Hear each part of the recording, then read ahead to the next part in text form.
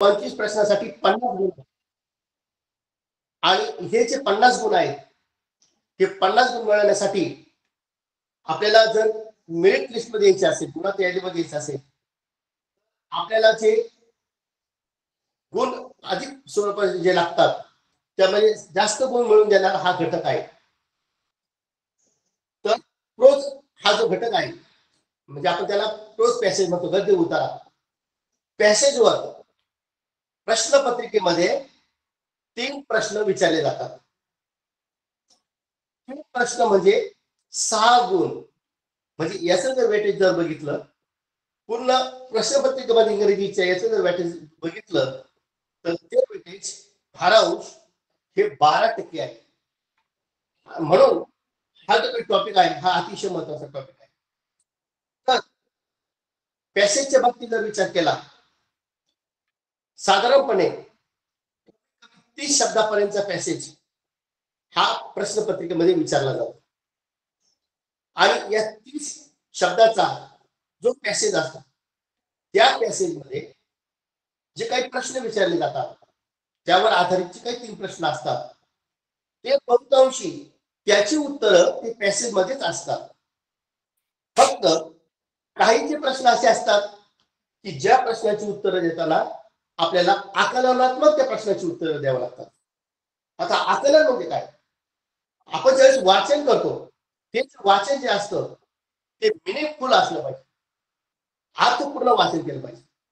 ज्यावेळेस आपल्याला एखादा उतारा वाचायला सांगतात त्यावेळेस आपण तो प्रत्येक वाचनाने एकदम स्पष्टपणे वाचतो न अडखळता वाचतो हे झालं आपलं वाचन. परंतु आकलनात्मक वाचन याचा अर्थ असा की वाचत असताना त्याचा मिनिंग आपल्यामध्ये लक्षात ठेवून त्याचा अर्थबोध लक्षात ठेवून त्याची संकल्पना लक्षात ठेवून एक एक वाक्य पुढे पुढे वाचत जाणे आणि ते आपल्यामध्ये समजून घेणे अंडरस्टँडिंग करून घेणे म्हणजेच आकलन. आणि अशा वेळेस उतारा अशा पद्धतीत जर आकलन झालं तर निश्चित त्या उतार्याखाली जे काही प्रश्न असतात त्या प्रश्नातले जे काही पर्याय आहेत त्या पर्यायातून आपल्याला बरोबर उत्तरापर्यंत पोहोचता येईल. आणि सगळ्यात महत्त्वाची गोष्ट की हा जो पॅसेज आहे पॅसेज मध्ये जे प्रश्न विचारलेले असतात या प्रश्नाचे जे काही 4 पर्याय असतात त्या 4 पर्यायाची उत्तर त्या परिच्छेदामध्येच असतात त्या पॅसेज मध्येच असतात. परंतु वाचताना जर आपण ते रिडिंगफुल वाचन केलं अर्थपूर्ण केलं वाचनपूर्वक केलं मिनिंगफुल केलं तर ते मिनिंगफुल जर आपलं झालं बरोबर आपल्याला प्रश्नातून पर्यायातून बरोबर उत्तरापर्यंत पोहोचता येतं आणि तो जो प्रश्न आहे त्या प्रश्नाचं उत्तर वाचायला आपल्याला शोधायला सोपं जातं. आणि म्हणून आज आपण रोज जे आहे पॅसेज जे आहे या पॅसेजच्या संदर्भामध्ये आज या ठिकाणी माहिती पाहणार आहोत. या ठिकाणी जर बोर्डवर बघितला तर एक उतारा मी दिलेला आहे. साधारणपणे 30 शब्दांचा हा उतारा आहे आणि त्या उताराखाली 3 प्रश्न दिलेले आहेत. त्या 3 प्रश्नांना प्रत्येकी 4 पर्याय देखील आपण दिलेले आहेत आणि यातून आपल्याला उत्तरापर्यंत पोहोचायचं आहे. आता वाचन करत असताना जिथं पुष्टप आहे त्या ठिकाणी आपण थांबलं पाहिजे. त्याच्यानंतर पुढचं वाचन करत असताना आपण ते आरामध्ये वाचन जर केलं गतीनुसार व्यवस्थित जर वाचन जर केलं तर बरोबर त्याचा अर्थ आपल्याला लागत जातो आणि एकदा अर्थ जर लागत गेला की आपल्याला बरोबर उत्तरापर्यंत पोहोचता येतं. म्हणजे यासाठी सगळ्यात महत्त्वाची गोष्ट या प्रश्नाची उत्तर देताना सगळीच उत्तरं या परिच्छेदामध्ये या पॅसेजमध्ये सापडतील असं काही नसतं. काही उत्तरं ही रेफरन्सने आकलनात्मक दृष्टिकोनातून विचारलेले असतात या उतार्यामध्ये पण नसतात. पण त्याचं आकलन झाल्यानंतर त्याचा बोध झाल्यानंतर आपल्याला त्या उत्तरापर्यंत पोहोचता येतं असे काही प्रश्न असतात. आणि म्हणून यासाठी सगळ्यात महत्वाची गरज असते ती म्हणजे शब्दसंपत्ती. इंग्रजीच्या बाबतीत जर आपण विचार केला की शब्दसंपत्ती आपली वाढली पाहिजे. शब्दसंपत्ती जर आपण वाढवली तर आपल्याला याची उत्तर देता येईल. तर ठीक आहे आज आपण या ठिकाणी हा एक उतारा बघूया. Rakesh has a cow. It's name is Kapila. Kapila is very strong. It gives 5 liters milk. Rakesh drinks milk every day. वाचत असताना की आपल्याला त्याच वेळेस लगेच त्या उत्तराचं आकलन व्हायला लागतं. आणि खाली प्रश्न आपल्याला विचारले आहे. पहिला प्रश्न असा आहे, राकेश हॅज अ डॅश. म्हणजे त्या ठिकाणी उत्तर आपल्याला पुढचं पूर्ण करायचं आहे, वाक्य पूर्ण करायचं आहे. ऑप्शन दिलेला आहे, ऑक्स, गोट, कॅट, काऊ. आता पहिले जे वाक्य आहे ते जर आपण अर्थपूर्ण वाचलं तर आपल्याला त्या उत्तरापर्यंत पोहोचता येतं.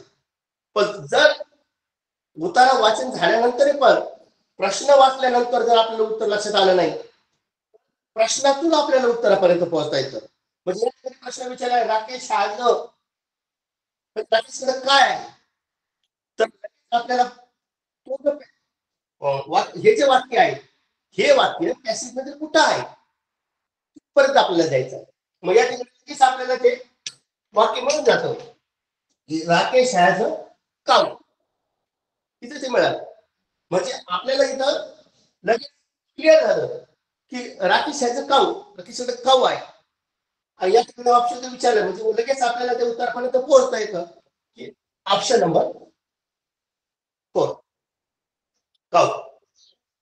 म्हणजे अशा पद्धतीने पोहोचता येतं.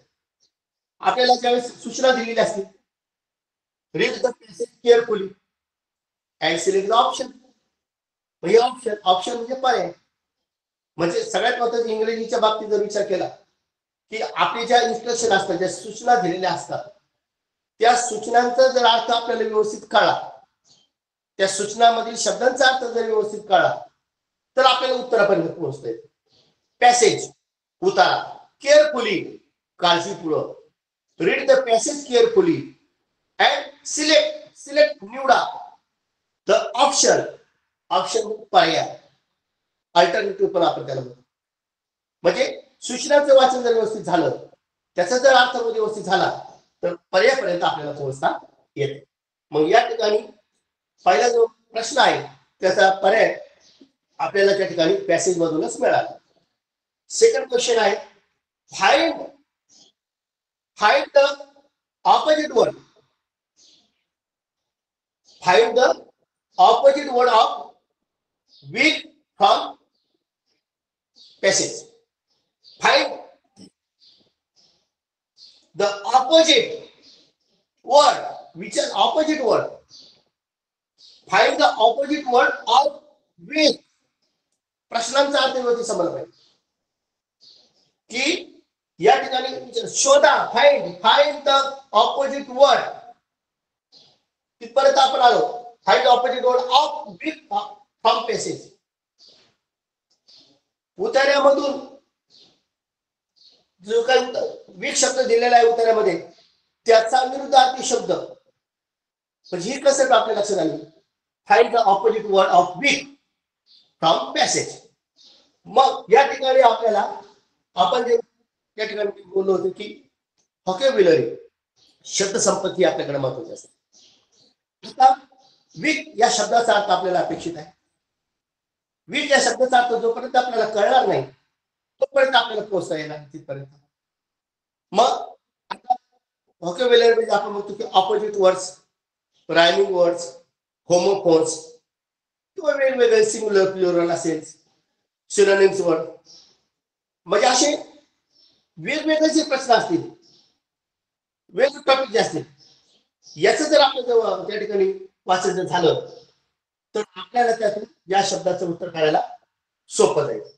आता हा या ठिकाणी जो वीक आहे, हा जो शब्द आहे याचा ऑपोजिट वर्ड्स, मग आपल्याला विथ स्ट्रॉंग हे या ठिकाणी अपेक्षित आहे. विथ स्ट्रॉंग हे आपल्याला माहित आहे. मग ते स्ट्रॉंग शब्द या ठिकाणी आपल्याला इथं परिच्छेदामध्ये दिसतं, फ्रॉम पॅसेज. पुन्हा जर आपण त्याचं जर वाचन केलं, its name is Kapila, Kapila is very strong. मग स्ट्रॉंग या ठिकाणी फक्त आपल्याला ऑप्शन मध्ये बघायचे. Option number 1 cow, option number 2 strong, option number 3 little, option number 4 milk. या ठिकाणी स्ट्रॉंग पर्याय क्रमांक 2 हे या ठिकाणी उत्तर अपेक्षित. म्हणजे त्या उत्तरापर्यंत आपल्याला अशा पद्धतीने पोहोचता येते. तिसरा प्रश्न विचारलेला आहे, who gives milk to Rakesh. Who gives milk to Rakesh. पण आपल्याला पर्यायापर्यंत यायचं, पर्याय उत्तरापर्यंत यायचं की Rakesh has a cow, its name is Kapila. Kapila is very strong, it gives 5 liters milk a day. Rakesh drinks milk every day. इथं ते उत्तर सापडतं. Rakesh drinks milk every day. म्हणजे राकेश दररोज दूध पितो. आणि मग इथं प्रश्न असा विचारला, who gives milk to Rakesh. Option number 1 mother, father, Kapila, other. मग आता या ठिकाणी इथं तर कपिला उत्तर, इथं तर कपिला या वाक्यात नाही, परंतु इथं आपण जर वाचलं, it's name is Kapila, Kapila is very strong, it gives 5 liters milk. Kapila gives 5 liters milk a day. Rakesh drinks milk every day. म्हणजे कपिला त्या ठिकाणी 5 लिटर दररोज दूध देते आणि राकेश दूध दररोज पितो. म्हणजे कपिलाने दिलेलं दूध राकेश पितो, याचा अर्थ या ठिकाणी उत्तर आहे कपिला. या ठिकाणी पर्याय थोडेसे बदल करायचे असतात की आई, मदर, फादर, कपिला, ऑदर. मग काही गडबडीमध्ये आपण ते उत्तर देताना चुकतं. पण जर आपल्याला याचं जर मिनिंगफुल जर आपलं रिडिंग झालेलं असेल तर आपल्याला बरोबर उत्तरापर्यंत पोहोचता येतं की ऑप्शन नंबर 3. म्हणजे अशा पद्धतीने आपल्याला त्या उत्तरापर्यंत पोहोचायला सोपं जातं. म्हणून हा जो पॅसेज आहे, या पॅसेजचा जर आपण विचार केला की पॅसेज जरी सोपा असेल, छोटा असेल, 30 शब्दापर्यंतचा असेल, पण त्यातून ती जी उत्तरं शोधत असताना पर्यायातून काही उत्तर आपल्याला शोधावं लागतात, काही उत्तर ही आकलनातून शोधावं लागतात, काही उत्तरामध्ये अपोजिट वर्डचा सुद्धा आपल्याला विचार करावा लागतो. तर पॅसेज मध्ये आपण सर्वसाधारणपणे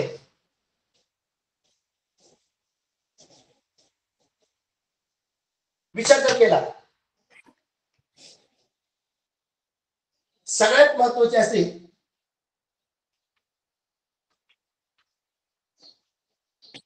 व्हॉकॅब्युलरी. व्हॉकॅब्युलरी मीन्स शब्दसंपदा. कारण आपल्या समोर आता हा एक परीक्षा दिलेला आहे. आपल्या सरावासाठी आपल्याकडे वेगवेगळ्या प्रकारचे परीक्षा सुद्धा आहेत किंवा प्रश्नपत्रिकेमध्ये वेगवेगळ्या परीक्षा विचारले जातात. काही प्रश्न परीक्षा, काही शब्द परीक्षेत असे असतात की जे आपल्या वाचनात नसतात. परंतु जर आपण वाचन जर अर्थपूर्ण केलं, समजपूर्वक जर वाचन केलं, तर त्याच्यातून अपेक्षित काय आहे ते आपल्याला कळतं. आणि त्याचबरोबर शब्द जर आपल्याला तो माहित असेल, त्याचा अर्थ माहित असेल, तर त्यातून आपल्याला उत्तरापर्यंत पोहोचता येईल. आणि मग सगळ्यात महत्वाची गोष्ट त्या ठिकाणी असते व्हॉकॅब्युलरी. आता व्हॉकॅब्युलरी वाढवायची असताना सगळ्यात महत्वाचं म्हणजे आपल्याला त्या ठिकाणी पाहिजे रीडिंग. साधारणपणे 5वीच्या शिष्यवृत्तीमध्ये आपल्याला पॅसेजच्या बाबतीत जर विचार केला तर जे काही विद्यार्थ्यांना इयत्ता 5वी पर्यंत अभ्यासक्रमामध्ये अंतर्भूत असलेले इंग्रजी विषयाचे जे शब्द आहेत, या शब्दांची जाण असणं गरजेचे आहे. या शब्दांचे अर्थ माहिती असणं गरजेचे आहे. या शब्दांचे विरुद्धार्थी शब्द, या शब्दाचे सिंग्युलर प्लुरल्स, ह्या गोष्टी, आणि त्याच्यामध्ये समानार्थी शब्द, विरुद्धार्थी शब्द. मग ह्या जर बाबी जर विद्यार्थ्याला 5वी पर्यंतच्या वर्गातील अभ्यासक्रमातील इंग्रजी विषयाच्या शब्दांची जे माहिती असेल आणि ज्ञात आहे असं समजून तशा पद्धतीचा परिच्छेद हा विद्यार्थ्यांना दिलेला असतो. या व्यतिरिक्त काही सिमिलर वर्ड्स असतात, काही समानार्थी शब्द असतात की जे आपल्या वाचन कुठे आलेले नसतात, परंतु त्याचा काही ते सिमिलर वर्ड असतो. म्हणजे शब्दाचे अनेक जे अर्थ आपण जे मराठीमध्ये बघतो की एका शब्दाचे अनेक अर्थ आहेत, तसे इंग्रजीच्या बाबतीमध्ये सुद्धा आपण हे करत असताना डिक्शनरीचा वापर केला पाहिजे. डिक्शनरीचा जर वापर केला आणि त्या डिक्शनरीतून जर आपण शब्द बघितले, ते डिक्शनरी कशी त्याचं वाचन कसं करायचं डिक्शनरीचं ते आपण समजून घेतलं, त्या पद्धतीने जर डिक्शनरीचं वाचन करून घेतलं तर यात सुद्धा अनेक शब्दांची माहिती आपल्याला होते की एका शब्दाला अनेक अर्थाचे शब्द आहेत याची सुद्धा माहिती इंग्रजीच्या बाबतीत तसं एकाच अर्थाचे अनेक शब्द. मग त्याच पद्धतीने डिक्शनरी मध्ये सुद्धा आपल्याला ही माहिती पॅसेज मध्ये होती. आता रिडिंग करताना आपण साधारणपणे 3री ते 5वी हे जे पाठ्यपुस्तक आहे आपण इंग्रजी विषयाचं पाठ्यपुस्तक सध्या आपण ते भाग 1, 2, 3, 4 मध्ये अंतर्भूत केलेला आहे. पण हे जे काही आहे या पाठ्यपुस्तकातील इंग्रजी विषयाचं जे काही आपले पाठ आहेत, ज्या कविता आहेत, या कवितातील शब्दांचं जर आपण वाचन केलं, त्या कवितातील शब्दाचे अर्थ जर बघितले किंवा परीक्षा एखादा पाठ आहे त्या पाठातील जे शब्द आहेत त्या शब्दाचे अर्थ जर बघितले, त्याच्यावर ग्रामॅटिकल आपण बघितलं, काल जो आपला मुद्दा ग्रामॅटिकलचा झाला, ग्रामॅटिकल व्याकरणात्मक दृष्टी त्याचा अर्थ काय आहे, त्याच्यापासून एखादा दुसरा म्हण तयार होते का, किंवा त्याच्यापासून विरुद्धार्थी शब्द वेगळा तयार होतो त्याचा, किंवा त्याच्यापासून एखादं स्पेसिफिक एखादा सुविचार तयार होतो का, गुड थॉट, असे जर बाबी जर आपण त्या इंग्रजी विषयाच्या पाठ्यपुस्तकातील बघितले तर त्यातून आपलं वाचन वाढेल. आणि म्हणून 3री ते 5वीचे साधारणपणे इंग्रजी विषयाचे जे पुस्तक आहे त्याचं मिनिंगफुल रिडिंग आपल्याकडे झालं पाहिजे, जेणेकरून ते शब्द वारंवार वाचन केल्यामुळे आपल्या स्मरणात राहतील. आणि त्याचबरोबर डिक्शनरी, आता डिक्शनरीचा जर विचार केला तर पुस्तकातील जे काही शब्द आहेत की ज्याचा अर्थ आपल्याला माहित नाही किंवा ज्याचे अनेक अर्थ आहेत जे आपल्याला माहित नाही, ते जर डिक्शनरी मधून आपण जर शोधले तर त्याचा सुद्धा आपल्याला वापर करता येऊ शकतो आणि त्याचा वापर केल्यामुळं आपल्या शब्दसंपत्तीमध्ये भर पडू शकते. सगळ्यात महत्वाचे म्हणजे आपल्याला सहजरित्या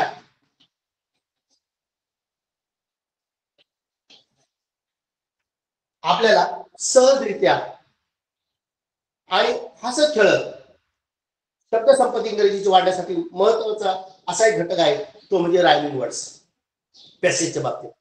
मग रायमिंग वर्ड्स जे आहेत त्या रायमिंग वर्ड्स पुस्तकातील किती आहेत, त्या रायमिंग वर्ड्सची जर आपण एखादी अशी यादी तयार केली आणि ती रायमिंग वर्ड्सची यादी तयार करून ते शब्द जर आपण सारखे वाचन केले तर वाचन करत असताना शब्दांचा आता स्पेलिंग न वाचता तर स्पेलिंग लक्षात ठेवणे, असा स्पेलिंग पाठांतर न करता स्पेलिंग लक्षात ठेवणे, अशा प्रकारे जर आपण जर वाचन केलं आणि त्याचा अर्थ जर समजून घेतला तर त्याचा उपयोग आपल्याला या परिषदेमध्ये कुठेतरी असे प्रश्न विचारले असतात की जे आकलनात्मक असतात, कॉम्प्रिहेन्शनवर आधारित असतात, की ज्याची उत्तरं त्या परिषदेमध्ये सुद्धा नसतात, उत्तर शोधण्यासाठी सुद्धा आपल्याला रायमिंग वर्डचा उपयोग होतो.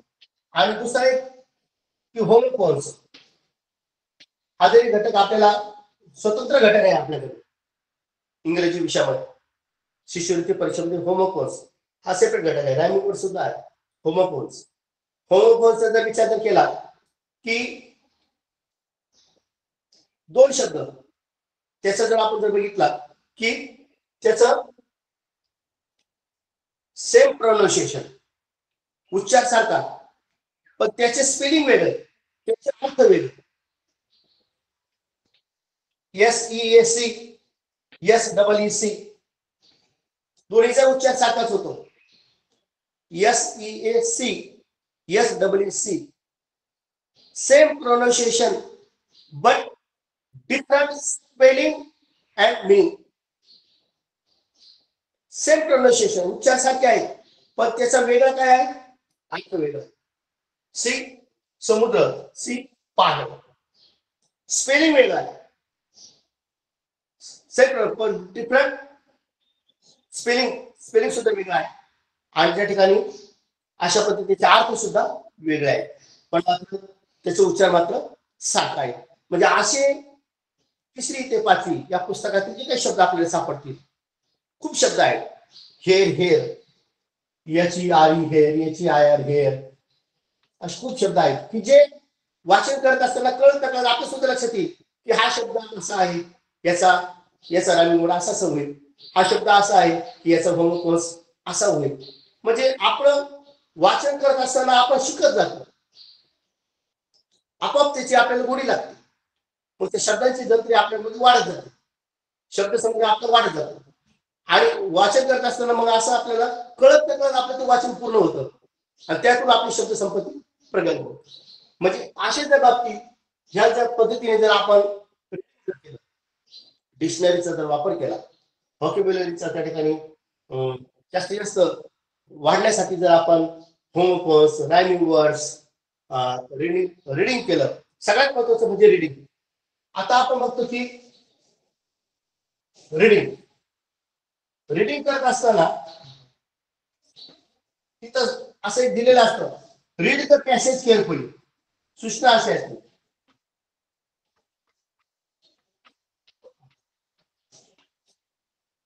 Read the passage carefully. Carefully लगेच आपल्या केअरफुल, केअरलेस लगेच आपल्या डोक्यामध्ये तो विचार आला पाहिजे की हे काळजीपूर्वक किंवा काळजी नसलेला असा, निष्काळजी. म्हणजे यातून लगेच आपल्याला कळतं की हे ऑपोजिट वर्ड्स आहे. पण ज्या सूचना विचारलेली असते, रीड द पॅसेज, वाचन करता असताना बरोबर कुठं थांबणे, कुठं स्टॉप घेणे, हे जर आपल्या गोष्टी लक्षात आल्या, त्यातून आपल्याला काय विचारलं आहे उत्तरपर्यंत त्या पोहोचता येईल. ती जी समज आपल्याला एकदा आली की आपल्याला काय विचारलं आहे. सगळ्यात महत्वाचं म्हणजे प्रश्नांचा अर्थ समजून घेणे, याला इंग्रजीमध्ये अतिशय महत्वाचं महत्व आहे. कारण आपल्या समोरची जी प्रश्नपत्रिका असते पूर्णतः इंग्रजी सूचनेमध्ये असते आणि सूचना जर व्यवस्थित समजल्या की विचारलं काय आणि जे विचारलेलं आहे ते जर आपल्याला व्यवस्थित समजलं की जे विचारलेलं आहे नंतर उत्तरापर्यंत जायला आपल्याला सोपं जातं. आणि प्रश्नाचा अर्थ समजून जर घेतला तर जवळजवळ 50% उत्तरापर्यंत आपण पोहोचलेला असतो. पुढचं काम काय असतं आपलं की उत्तर आपल्याला 50% कळलेलं असतं की हे उत्तर आहे, पण त्याचं कन्फर्मेशन, त्याची खात्री होण्यासाठी पुन्हा आपल्याला त्या पॅसेज पर्यंत जाणं गरजेचं असतं की ते लाईन कुठं आहे पॅसेज मध्ये, ते सेंटेन्स कुठं आलेलं आहे.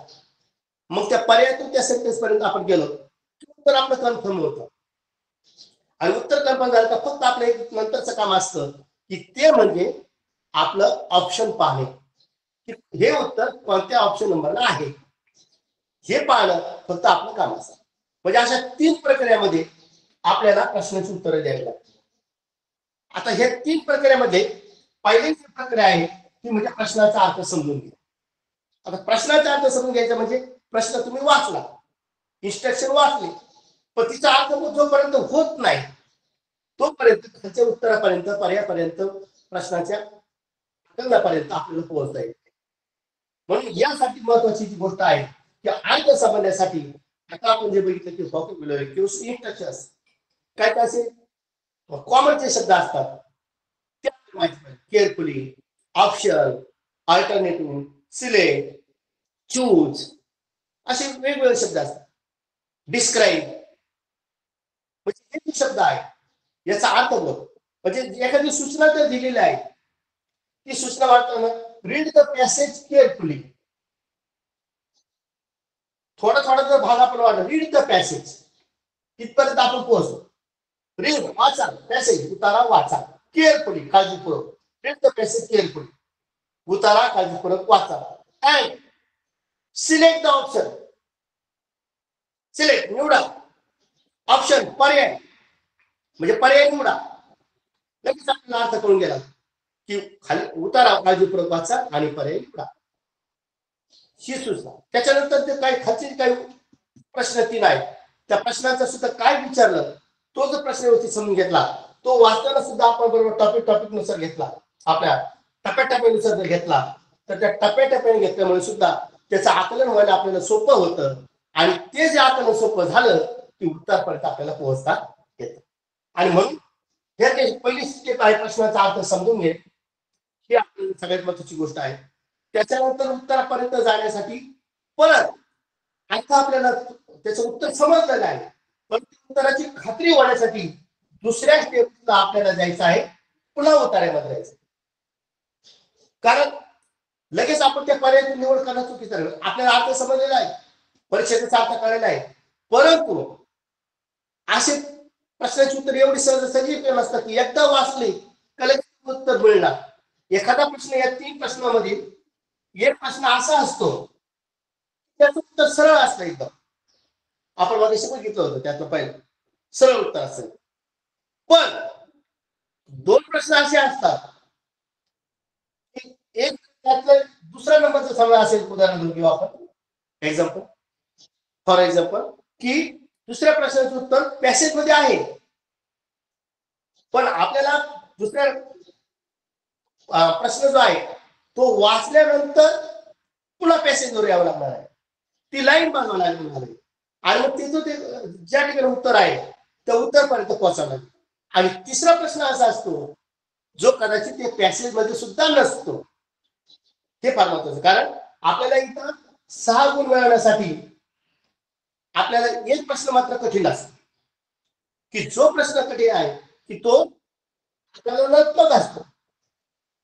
कारण हा जो पॅसेज असतो हा आकलनासाठी आहे, पॅसेज फॉर कॉम्प्रिहेन्शन, आकलनासाठी हा गद्य उतार असतो, आणि म्हणून असतं की ज्याचं उत्तर कदाचित त्या पॅसेज मध्ये सापडणार नाही, परंतु याचं अर्थपूर्ण वाचन झाल्यानंतर त्या वाचनातून आपल्याला मिनिंग कळल्यानंतर आपल्याला ते उत्तराची कन्सेप्ट कळल्यानंतर त्या उत्तरापर्यंत जाऊन पर्याय मध्ये आपल्याला ते उत्तर शोधावं लागतं.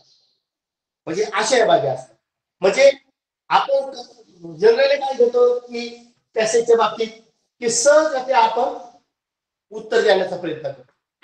बहुतांशी मुलं पॅसेज सोडवताना, पॅसेजचा अभ्यास करताना की असा विचार करतात की प्रश्नपत्रिकेत आले तर तिथंच वाचणार, तिथंच वाचू, तिथंच आपण ती उत्तर लगेच शोधू. ठीक आहे, परंतु याच्यासाठी प्रश्न पॅसेज जो असतो तो पॅसेज तुमचा एकदम परिचित जर आला, परिचित उतारा जर आला, कदाचित तुम्ही कुठेतरी तो वाचलेला आहे, तुमच्या वाचनात आलेला आहे, तर त्या ठिकाणी तुम्ही उत्तरापर्यंत पोहोचू शकता. पण बहुतांशी परीक्षेमध्ये विचारला जाणारा उतारा हा अपरिचित असू शकतो.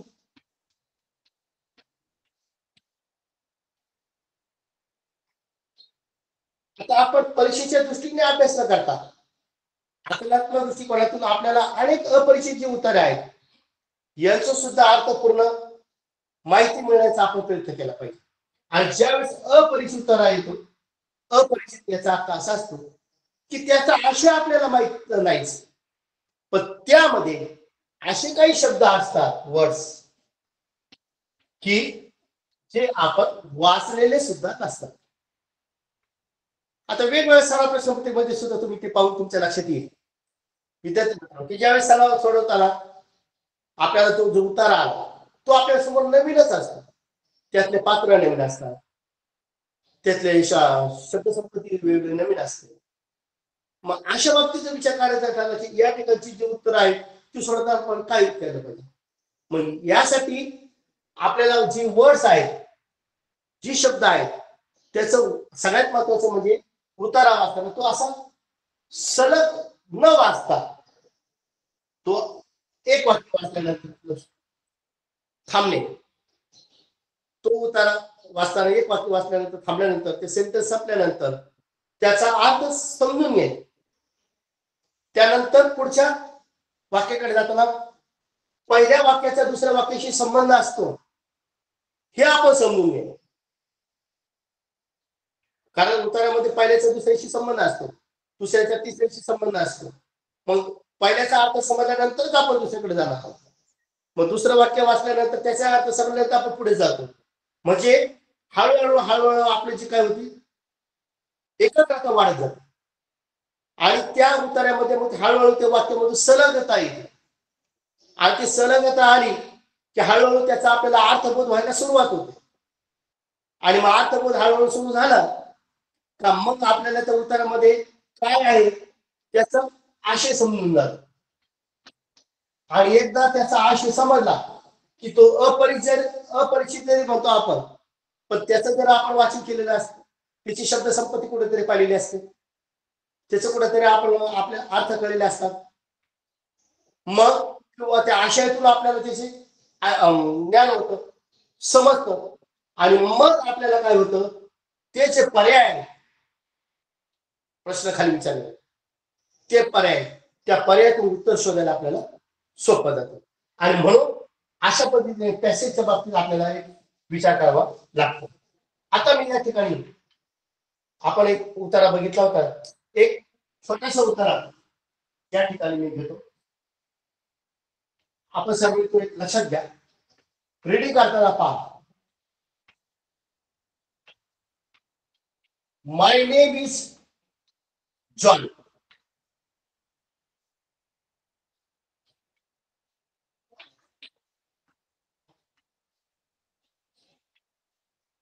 I love my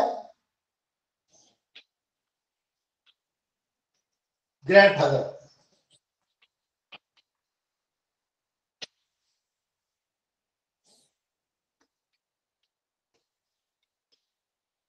He gave me a blue bicycle on my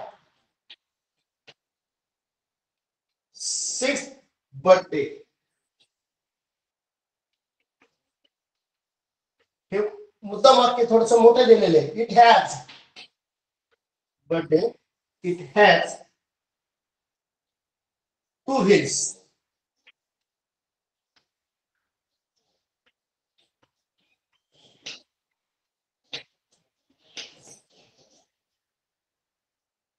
they go round and round थोडासा आपण हा उतारा समजून घेऊया आधी सुरुवातीला तुम्ही थोडस वाचन करा I can ride my bicycle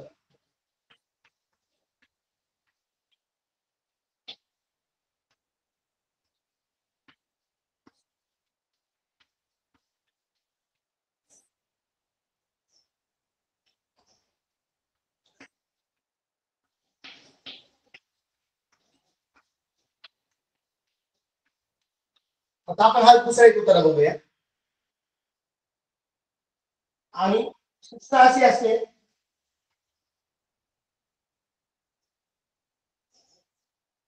read the passage carefully and select the options option आता आपण डायरेक्ट ऑप्शन न जाता डायरेक्ट प्रश्नातून सुद्धा ऑप्शन आपण घेऊ शकतो एकदा आपल्याला कळल्यानंतर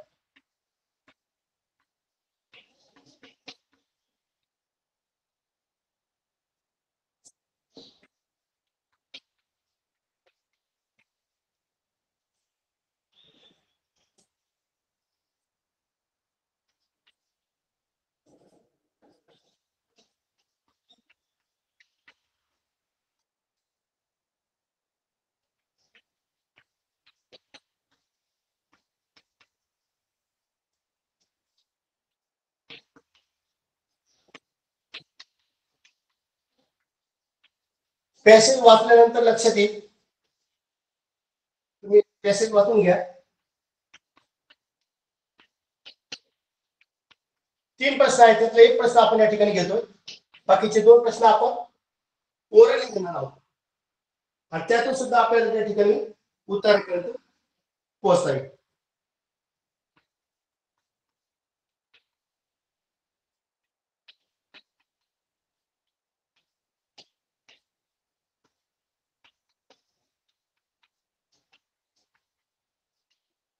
पर्याय थोडेसे मोठ्या स्वरूपात आहे आता आपण ज्या सूचना बघितल्या की पॅसेज वाचताना कशा पद्धतीने कोणत्या गतीनुसार वाचायचं आरोहानुसार वाचन करायचं हे जर आपल्या सुरुवातीला लक्षात आलं, कुठं थांबायचं, पुढचं सेंटेन्स होत असताना मागचा सेंटेन्सचा पुढच्या सेंटेन्स काय संबंध असतो, हे जर आपल्याला एकदा खात्री झाली, ते कन्फर्म झालं, त्याचं आकलन झालं, की मग प्रश्न जो विचारायला असतो त्या प्रश्नातून त्याच्यावर जे विचारले जे पर्याय आहेत त्या पर्यायाचं उत्तर आपल्याला लगेच मिळतं.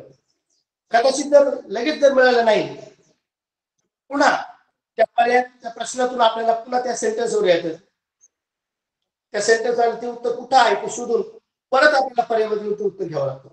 आता हे सर्व करताना सर्वसाधारणपणे 3 प्रश्नाची उत्तरं आपली ही 3 मिनिटाच्या आत झालीच पाहिजे. कारण ही स्पर्धा परीक्षा आहे. स्पर्धा परीक्षेला वेळेचं भान आपल्याला ठेवलं. कारण स्पर्धा परीक्षेचा अर्थ असा असतो की तुम्हाला झालेलं आकलन, तुम्हाला समजलेली उत्तर ती मांडणे, पण ती मांडणं आपल्याला जे काही प्रश्न विचारलं त्याचं वाचन करून, त्याचं अर्थ समजून घेऊन, त्याची उत्तरं पर्याय शोधून ते आपल्याला मांडावे लागतात. आणि हे करत असताना वेळेमध्ये ते झालं पाहिजे. म्हणजे आकलनाची जी गती आहे, आकलन क्षमता आपल्याला ही एकदम गतिशील असली पाहिजे. नाहीतर हा उत्तर वाचतो आपण, वारंवार वाचतो, कधी कधी असं होतं की वारंवार वाचले जातं, हाच उत्तर वारंवार वाचला जातो आणि तरी पण काही उत्तर आपल्याला सापडत नाही. याचा अर्थ आकलनाची गती आपली कमी आहे आणि त्यामुळे काय होतं, आपल्याला त्या उत्तरापर्यंत पोहोचता येते. आकलनाची गती कमी याचा अर्थ की आपली शब्दसंपत्ती कमी पडते. शब्दसंपत्ती कमी पडली, त्या शब्दाचा अर्थ लक्षात नाही आला, अर्थबोध झाला नाही आणि म्हणून उत्तरपर्यंत आपल्याला पोहोचता आलं नाही. आणि एकदा त्याची जर उत्तर सापडली, आपल्याला मिळाली, उत्तर शोधली आपण, उत्तर आपल्याला या ठिकाणी लक्षात आली, उत्तर आपण ती मांडली, उत्तराचं आपण वाचन केलं, उत्तर सापडली, शोधली आपण, परंतु वेळ झाली नाही. साधारण 3 मिनिटांमध्ये हे जर झालं पाहिजे, यासाठी जर आपल्याला 10 मिनिट जर लागले तर आपले 7 मिनिट जे एक्स्ट्रा गेलेले आहेत ते आपल्याला इतर प्रश्नासाठी ते आपल्याला देता आलं असतं. याचा परिणाम असा होतो की जरी आपली तिन्ही प्रश्नांची उत्तर जरी बरोबर आली, पण पुढील काही प्रश्न जी आपली होती ती आपल्याला चांगल्या पद्धतीने सोडवता येत होती, परंतु यामध्ये आपला अधिक वेळ गेल्यामुळे आपल्याला ती उत्तरं सोडवता आली नाही किंवा त्याचं आपल्याला घाईघाईने वाचन करावं लागले. त्यामुळे आपल्या काही प्रश्नांचं नुकसान झालं की जेणेकरून त्या प्रश्नांचं उत्तर आपल्याला देता आले नव्हते आणि मग जो सोपा भाग जो आपल्याला पुढे येणारा होता तो सुद्धा आपल्याला राहून गेला. अशी सुद्धा बाबी होऊ शकतात. म्हणून आपल्याला कोणत्या घटकावर, कोणत्या टॉपिकवर, कोणत्या प्रश्नांवर किती वेळ थांबायचं याचं सुद्धा आपल्याला मॅनेजमेंट पाहिजे. व्यवस्था, वेळेचे मॅनेजमेंट, स्पर्धा परीक्षा म्हटल्यानंतर हे सर्व बाबी असतात. आता सर्वसाधारणपणे मराठीमध्ये जर बघितलं आपण, शिष्यवृत्ती परीक्षेच्या मराठी विषयामध्ये, भाषा विषयामध्ये उतारा जो असतो तो सर्वसाधारणपणे 2 परीक्षा त्याचा सुद्धा असू शकतो. 10 ते 12 वाक्य किंवा 15 वाक्यापर्यंत सुद्धा कदाचित येतो. त्याचं वाचन आपल्याला करावं लागतं, तो मोठा उतारा असतो. इंग्रजीच्या बाबतीत जर विचार केला तर अप टू 30 वर्ड्स 30 शब्दापर्यंत उतार, पण कधी कधी 40, 45, 50 शब्दापर्यंत तो जाऊन पोहोचतो.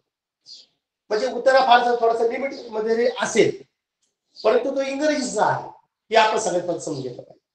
म्हणजे लँग्वेजचा आहे, इंग्रजी भाषेचा आहे, म्हणजे इंग्रजी शब्दांचा आहे, म्हणजे त्या शब्दांचा अर्थ, त्याचं आकलन, या सगळ्या गोष्टी आपल्याला अपेक्षित आहेत. आता या ठिकाणी जो उतारा आहे तो उतारा मी वाचतो. My name is John, I love my grandfather, he gave me a blue bicycle on my 6th birthday. It has 2 wheels. They go round and round. I can ride my bicycle. I love my bicycle. अशा पद्धतीचा हा उतारा आहे. उतारा साधा आहे, पण त्यातले आता नवीन जे शब्द आपल्याला विचारले काय नाही, हा वारंवार आपल्याकडे वापरला जाणारा शब्द आहे. बर्थडे, मुलाचे वाढदिवस आपण साजरी करतो तेव्हा वारंवार आपण तो शब्द वापरतो. किंवा आपले जे व्हेकल्स आहेत त्याच्यामध्ये सुद्धा बायसिकल शब्द आपल्याला गेलेला आहे. राईट ही वर्ब आहे. म्हणजे उतारा वाचत असताना ह्या गोष्टी आपल्याला कन्फर्म झाल्या पाहिजे. नाउन कोणतं आहे, वर्ब कोणतं आहे, ऑपोजिट वर्ड्स कोणतं आलेलं आहे, त्या गोष्टी ज्यावेळेस कन्फर्म होईल त्यावेळेस त्या उतारातले आपल्याला बऱ्याचशा गोष्टी आकलन व्हायला सोपं जातं. आणि आणि मग ते उतार व्हील्स हे सुद्धा आपल्याला माहित आहे. म्हणजे हे जे शब्द आहेत हे माहीत असल्यामुळे आपल्याला हळूहळू या शब्दांची ज्ञात झाल्यामुळे उत्तरापर्यंत पोहोचायला सोपं जातं. आता फादर, ग्रँडफादर हे शब्द आपल्याला माहित आहे. Grandfather, father, mother, brother, sisters त्यातला हा परिचित शब्द असा होता. प्रश्न असा विचारला, when did John get the bicycle? When did John get the bicycle? आता ते उत्तर आहे ते आपल्याला उत्तरापर्यंत पोहोचायचं आहे, परंतु पुन्हा आपल्याला उत्तरापासून जावं लागेल. पहिल्या वाक्यापासून, my name is John, I love my grandfather, he give me a blue bicycle on my 6th birthday. On my 6th birthday म्हणजे 6व्या वाढदिवसाला. प्रश्न विचारला, when did John get the bicycle? Option number 1 at given, no, at his birthday, on my, he writes his होतं his birthday. Option number 3 at Christmas. Option number 4 at his brother's birthday. या ठिकाणी दोन प्रश्न आहेत, at his birthday, at his brother's birthday. Option दोन्ही वेगळे आहेत, पण घाईमध्ये जे आपण होतो की घाईमध्ये ज्या चुका होतात की आपण व्यवस्थित न वाचल्यामुळे कधी कधी आपण वेळ सोडवण्यासाठी सुद्धा गडबड करतो. आपल्याला सूचना असते की 3 मिनिटाचं आपण सोडवलं पाहिजे, पण सोडवताना आपली एकाग्रता इतकी असली पाहिजे की प्रश्नाचं उत्तर काय शोधलं आपण, पर्याय कुठं आहे तो, याचं निरीक्षण आपण जर केलेलं असेल तर आपल्याला उत्तर बरोबर आहे. इथे दोन्ही ठिकाणी बर्थडे आलेला, पण शब्द आहे at his birthday, at his brothers birthday.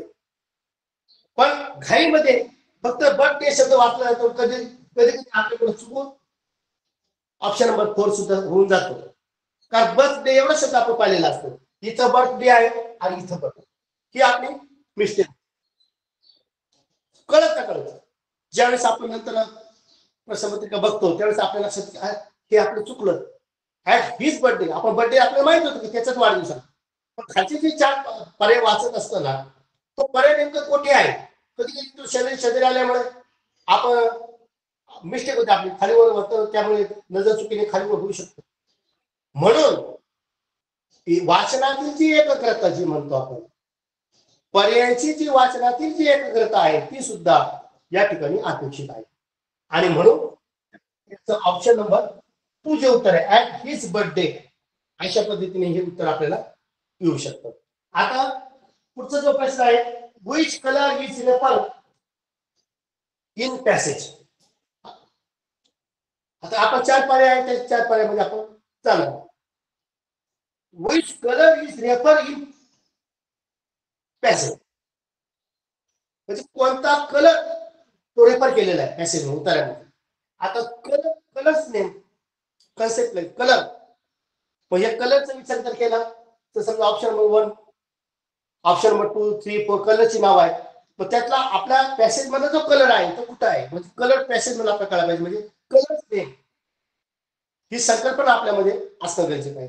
आणि मग कलर्स नेम मध्ये जर बघितलं या ठिकाणी कलरचा जर विचार केला तर इथं ब्ल्यू कलर आलेला आहे, आणि ऑप्शन नंबर जिथं आहे तिथं ब्ल्यू, कोणत्या ऑप्शन नंबरला तो ब्ल्यू कलर शब्द आहे तो वर्ड आलेला आहे, तेवढंच पाणी फक्त आपल्याला अपेक्षित आहे. आणि मग त्याचा जो कार्यक्रमांक आहे तो लक्षात घेऊन त्या ठिकाणी त्या प्रश्नाच्या समोर त्या ठिकाणी त्या कार्यक्रमांकाला गोल आपल्याला करायचं. म्हणजे त्या ठिकाणी ऑप्शन नंबर ओळखून ही कृती आपल्याला करायला लागेल. असा एक प्रश्न त्या ठिकाणी आलेला आहे. Who give bicycle to John, हा एक पर्याय. Who give bicycle to John, my, आता या ठिकाणी पर्याय दिलेला आहे. Father, mother, grandfather, other. Who gave bicycle to John? Father, mother, grandfather, other. मग परत आपल्याला my name is John, I love my grandfather. ही आपण जे मागाशी बघितलं होतं, पहिल्या वाक्याचा दुसऱ्या वाक्याशी संबंध असतो. I love my grandfather, he gave me, इथं होतं याचा संबंध दुसऱ्या वाक्याशी आहे. ही कदाचित पर्यायामध्ये हा सुद्धा पर्याय टाकतात, ही. बघा फसवा प्रश्न होऊ शकता. फादर, मदर, ग्रँडफादर, ही. आता हीच काय कन्सेप्ट कळणार आपण? ही मध्ये मग ग्रँडफादर हे येणार तर दुसरं कोण ही मध्ये येणार? पर्याय फसवा असू शकतो. इथं अपेक्षित आहे की तुम्हाला या हीचा अर्थ कळायला पाहिजे. त्या ही कोणाशी संबंधित आहे? हा ही जो आलेला आहे, ही सी इट मधला हे जे प्रोनाउन आहे ते कोणत्या तरी नामाबद्दल आलेला आहे. नामाऐवजी येणारा जो शब्द आहे ते आपण नाउन प्रोनाउन त्यामधला हा वर्ड आहे. म्हणजे कोणाशी तरी संबंधित तो आलेला आहे. तो संबंधित कोणाचा आहे? I love my grandfather. Father ग्रँडफादरशी संबंधित आहे. म्हणून इथं सुद्धा असं होऊ शकतं की इथे पुन्हा उत्तर वाचत असताना आपण ही करणार. चार पर्यायामध्ये कुठेतरी ही असतं, चौथा पर्याय ही. मग घाईमध्ये आपण ते उत्तर त्या ठिकाणी बोल करा. कारण आपल्याला अशी सूचना असते की प्रश्नातून उत्तरापर्यंत यायचं. उत्तर शब्द बघायचं कुठं आहे आणि मग ते उत्तर मांडायचं असं आपल्याला माहित असतं. प्रश्नातून उत्तरापर्यंत सेंटेन्स कुठे ते आपण बघतो. परंतु हे सेंटेन्स बघताना हे आकलनात्मक असतं की हेच आकलन झालं का की ही कशासाठी वापरलं गेलं. हे जे प्रोनाउन्स आहे, सर्वनाम आहे, हे कशासाठी वापरले? ही प्रोनाउन कुणाशी रिलेटेड आहे ते त्याचा रेफर ग्रँडफादर यांच्याशी आहे, संबंध आहे. ग्रँडफादरशी संबंधित ते आले. हे जेव्हा आपल्यामध्ये क्लिअर होईल तेव्हाच आपल्याला तो पर्याय आपल्याकडे ग्रँडफादरचा समजेल आणि त्या उत्तरापर्यंत आपल्याला पोहोचता येईल. म्हणजे उतारा जरी साधा वाटत असेल आणि कधी सोपा उतारा वाटल्यानंतर आपण तो घाईमध्ये घेतो किंवा लाईटली घेतो, सहज घेतो. पण इतकंही तो सोपा नसतो की त्याची उत्तर तिन्ही प्रश्नांची उत्तर अशी सहज येतील. एखाद्याच प्रश्नाचं उत्तर त्याचं सहज असेल, पण इतर जे काही प्रश्न असतील त्या प्रश्नाचं जे उत्तर आहे ते सहज नसतं. आणि म्हणून अशा पद्धतीने आपण पॅसेजच्या बाबतीत जर विचार केला तर पॅसेज आपण या पद्धतीने व्यवस्थित घेतलं पाहिजे. आजच्या आपण या गोष्टीत एक लक्षात घ्यायचं विद्यार्थी मित्रांनो की ही जी आपल्या हाताची जी मार्क आहेत 6 गुण ही आपल्याला मेरिट मध्ये नेण्यासाठी उपयोगी पडतात. सर्वसाधारणपणे गुणवत्ता यादी आपण असं गृहीत धरतो 212 ते 220 गुणांपर्यंत येऊ शकते पाचवीच्या शिष्यवृत्ती सर्वसाधारणपणे असे आपण गृहीत धरतो. जर आपण घाई गर्दीत जर आपल्याला हा सोपा जरी असणारा भाग जरी वाटला तर बहुतांशी असं लक्षात येतं की मुलं घाईमध्ये उतारा सोडवताना चुका करतात. एखादाच त्याचा प्रश्न बरोबर येतो आणि 2 प्रश्न चुकतात म्हणजे 4 गुण त्याचे कमी होतात. आणि या ठिकाणी जर 4 गुण जर आपले कमी झाले तर आपण सर्वसाधारणपणे 208 गुणापर्यंत जर एखादा विद्यार्थी जर गेला तर 4 गुणासाठी त्याचे गुणाच्या यादीत नाव येण्याचं राहून जातं. आणि 12 वेळेस जर बघितले की या मुलाच्या सर्वसाधारणपणे कुठं चुका झालेल्या असतील तर असं बहुतांशी असं जनरली वाटतं की काही मुलांच्या उतारामध्ये सुद्धा चुका घाईमध्ये होतात. म्हणजे उतारा कसं तो सोपा असतो पण कधी कधी आपल्याला वेळेचा सुद्धा थोडासा प्रेशर असतो आणि त्या वेळेच्या प्रेशरमध्ये आपण घाईमध्ये ते उत्तर शोधतो. कधी कधी फसवे पण पर्याय असतात म्हणून त्याचा एकाग्रता आकलन वाचण्याची जी आपली एकाग्रता आहे ती सुद्धा महत्वाची असते. म्हणून ह्या गोष्टी आपल्याला महत्वाच्या आहेत की शिष्यवृत्ती परीक्षेचे उतारे सोडवताना आता आपण एक लक्षात घ्यायचं की साधारण 3री ते 5वी पर्यंत इंग्रजी पाठ्यपुस्तकातील सर्व पॅसेज याचं वाचन करणे, त्याच्यावर आधारित शब्दसंपत्ती असेल, होमोफोन्स असतील, प्रायमिंग वर्ड्स असतील, ऑपोजिट वर्ड्स असतील, सिमिलर वर्ड्स असतील, ते आपण शोधणे, त्याची यादी करणे. जास्तीत जास्त शब्दांचं वाचन आपल्याकडे झालं पाहिजे, जेणेकरून ह्या उत्तर आधी प्रश्नांची आपली उत्तरं देता येतात.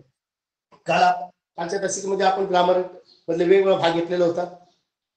ग्रामर मध्ये काल आपण आर्टिकल बघितले, ए अँड द, प्रिपोजिशन्स बघितले, in, on, between, amount, towards, through, असे वेगवेगळे प्रिपोजिशन्स आपण बघितले. ऍडजेक्टिव्ह बघितले, ऍडव्हर्ब बघितले, सिंग्युलर प्लुरलचे जे काही ग्रामॅटिकल जे नियम आहेत ते आपण बघितले. तर त्याच्यामध्ये सेंटेन्स फॉर्मेशन जो भाग आहे हा सुद्धा आपल्याला अतिशय महत्वाचा असतो. की वाक्यांचे प्रकार, सर्वसाधारणपणे वाक्यांचे 3 प्रकार आहेत: वर्तमान काळ, भूतकाळ, भविष्यकाळ. सिंपल प्रेझेंट, सिंपल पास्ट,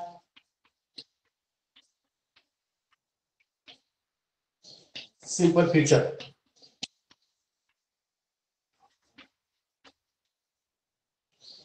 काय सेंटेन्स वाक्य प्रकार, वाक्य रचना, दिलेलं वाक्य कोणत्या काळात आहे हे आपल्याला समजलं पाहिजे. तर यावर आधारित सुद्धा एखादा प्रश्न असतो. सिंपल प्रेझेंट मध्ये सुद्धा वाक्याचे 4 प्रकार आहेत. सिंपल पास्ट टोटल 4 प्रकार आहेत. हे 4 प्रकार म्हणजे विचार जर केला तर सर्व काळ हे मुख्य प्रकार आणि उपप्रकार याचा जर विचार केला तर 12 काळामध्ये वाक्य असतात. आता हे काळ सिंपल प्रेझेंट वर्तमान काळ, जर क्रिया चालू आहे, क्रिया घडत आहे, एखादी कृती चालू आहे, घडत आहे, तर तो जो काळ असतो तो प्रेझेंट. आय एम रीडिंग, मी वाचत आहे, म्हणजे हा वर्तमान काळ. घडून गेलेले असेल, आय रोट अ लेटर, मी पत्र लिहिले, लिहून झालं, क्रिया होऊन गेली, तो भूतकाळ. मी गावाला जाणार आहे, भविष्यकाळ future. I will come tomorrow, मी उद्या, भविष्यकाळ. म्हणजे त्यामध्ये सर्वसाधारणपणे प्रेझेंट मध्ये, पास्ट मध्ये आणि फ्युचर मध्ये जे काय बदल होतात हे आपल्याला अपेक्षित आहे. सर्वसाधारणपणे याचं जे काही वर्ब असते या वर्बवर आपल्याला बरेचसे काळ अपेक्षित असतात. ती वर्ब कोणत्या रूपात आहे, ती इन्फिनिटिव्ह आहे, मूळ वर्ब आहे का, त्याच्यानंतर ती भूतकाळातली वर्ब आहे का, प्रेझेंट मध्ये आहे का, पास्ट मध्ये आहे का. म्हणजे ह्या ज्या बाबी आहेत या बाबीवरून सुद्धा आपल्याला त्या काळापर्यंत पोहोचतात. मग ही रोट अ लेटर, त्यानं पत्र लिहिले, रोट अ लेटर लिहिले, पण त्याचं मूळ जे वर्ब आहे रोटची ते राईट आहे, लिहिणे. त्याचा भूतकाळ रोड झाला.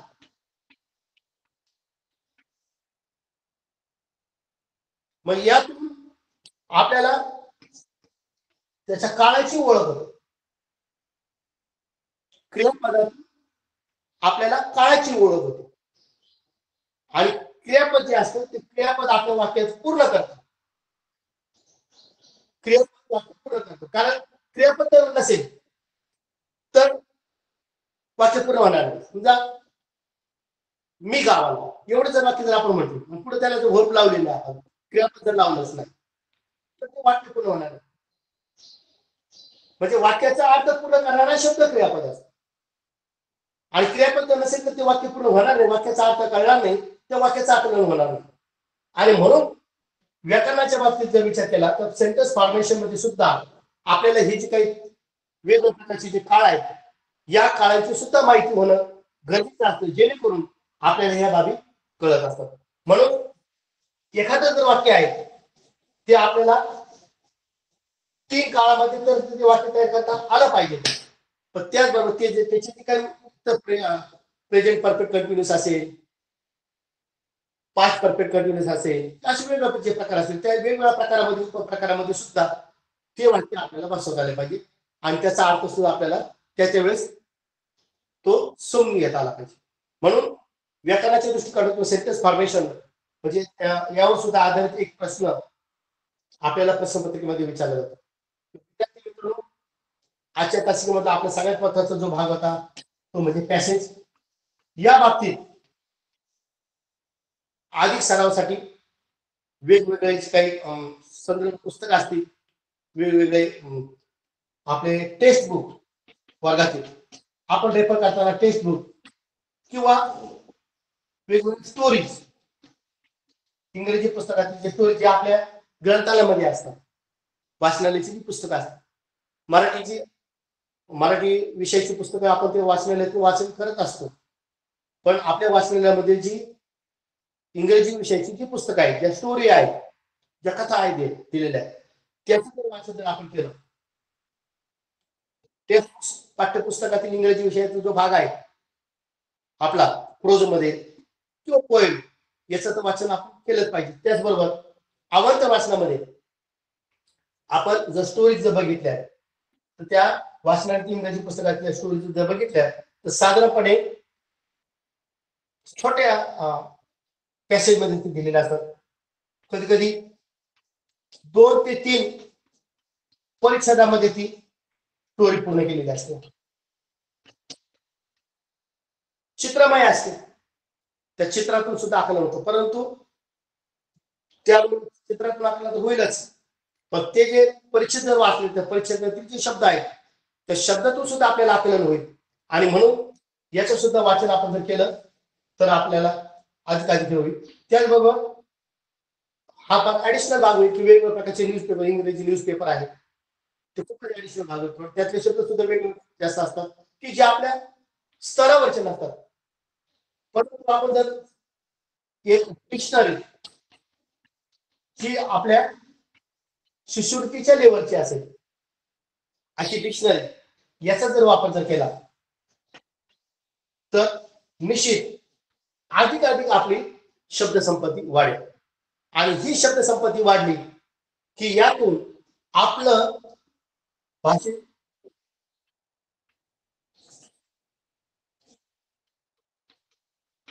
शब्दसंपत्ती वाढल्यामुळे अधिक भाषा समृद्धता जी म्हणतात ती आपल्यामध्ये निर्माण होईल. म्हणजे लँग्वेजच्या बाबतीत, इंग्रजीच्या बाबतीतली जी भीती आहे भाषा समृद्धता ती आपली कमी होईल. सगळ्यात महत्वाची, कारण इंग्रजी विषयातले शब्दांचं आकलन ज्यावेळेस होईल, ज्यावेळेस आपण ते वाचू मिनिंगफुल वाचू, त्यावेळेस मिनिंगफुल वाचल्यामुळे काय होईल की ज्ञान तर होईलच, त्याचबरोबर आपल्या पाठाचा आजचा महत्वाचा जो भाग आहे ते म्हणजे कॉम्प्रेहेन्शन.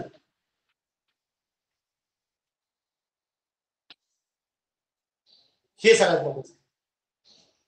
सर्वसाधारण वाचलं की ज्ञान होतं, पण आकलनापर्यंत जाण्यासाठी, ही समृद्धता वाढण्यासाठी शब्दसंपत्ती अधिक महत्वाची आहे.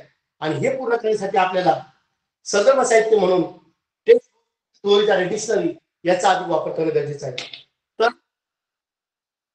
आजच्या या ऑनलाईन तासिकेमध्ये आपण आज पॅसेज, त्याचं वाचन कसं करायचं, पॅसेजवरील उत्तर कशी शोधायची, आकलनात्मक दृष्ट्या पॅसेज कसा आपण रीड केला पाहिजे, पॅसेजचा अधिक आकलन होण्यासाठी कोणकोणत्या पद्धतीचे शब्द सामर्थ्य आपलं वाढलं पाहिजे, त्यासाठी कोणकोणती संदर्भ साहित्याचा आपण वापर केला पाहिजे. या संदर्भाने आपण काही पॅसेज या ठिकाणी प्रत्यक्ष आपण माहिती सुद्धा घेतली आहे. आपण सर्व विद्यार्थी मित्र या ठिकाणी त्याचा निश्चित आपल्या अभ्यासामध्ये उपयोग करतात. आज जिल्हा परिषद अहमदनगर शिक्षण विभागांतर्गत मिशन आरबा अंतर्गत 5वी इंग्रजी विषयाचं प्रोज या घटकावर या ठिकाणी मार्गदर्शन करण्यात आलेले आहे. आजच्या या ऑनलाईन तासिकेसाठी उपस्थित असलेले